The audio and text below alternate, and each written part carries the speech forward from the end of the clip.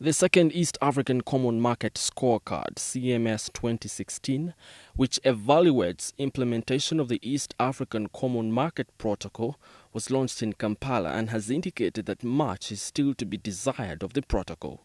According to the East African Deputy Secretary General in charge of Finance and Administration, Honorable Jessica Erio, all East African Community partner states remain largely non-compliant in their services trade liberalization commitments. We have the laws agreed upon at the regional level.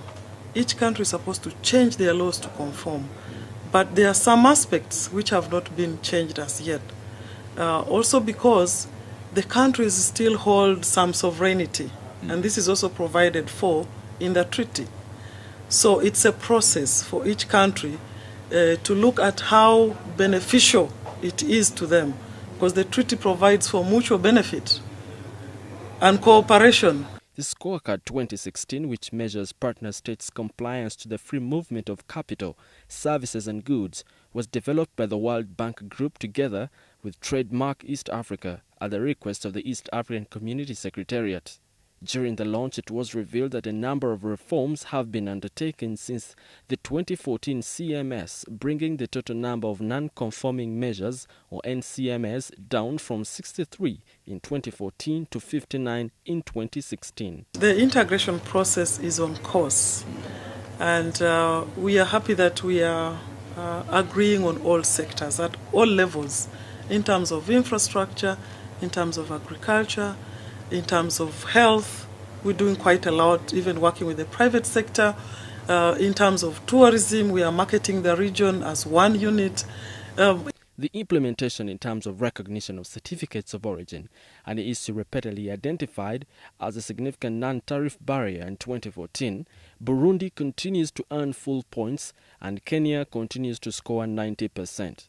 Tanzania's recognition of certificates of origin has improved from 50 to 60%. Rwanda and Uganda's scorecards have both declined, indicating a worsening performance in terms of recognizing certificates of origin of other East African Community partner states.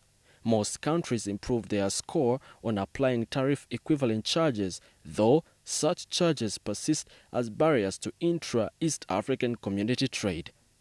Vice Chairman of the East African Business Council Uganda, Kasim Omar, cautioned that the measures taken by East African partner states are translating the Common Market Protocol into policies that support its actualization. In any business transaction, the cost of doing business is related to how fast and how quickly you can accomplish the task that you've been given.